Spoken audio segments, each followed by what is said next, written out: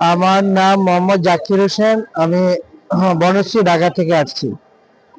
আমরা এখানে আসার উদ্দেশ্য ছিল শহীদ রাষ্ট্রপতি জিয়াউর রহমান এবং দেশ নেত্রী আপসের নেত্রী বেগম খালেদা জিয়ার মাজার জিয়ারত করার উদ্দেশ্যে আমরা আসছিলাম।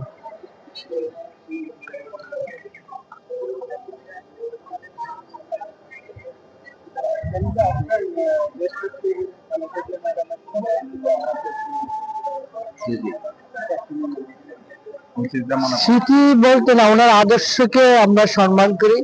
ওনার যে যে আদর্শ ছিল, ওনার একটা কথা উনি বলতেন বা বলছেন, যেটা হচ্ছে যে এই দেশ ছাড়া ওনার আর কোথাও জায়গা নেই। এই দেশ, এই দেশের মানুষ ওনার আপন। এই দেশ ছাড়া দেশের বাইরে ওনার কোনো ঠিকানা নেই। এই দেশই ওনার ঠিকানা। ওনার এই বক্তব্যে আমরা ওনার প্রতি আকৃষ্ট হয়েছি এবং ওনাকে শ্রদ্ধা জানাতে আসছি।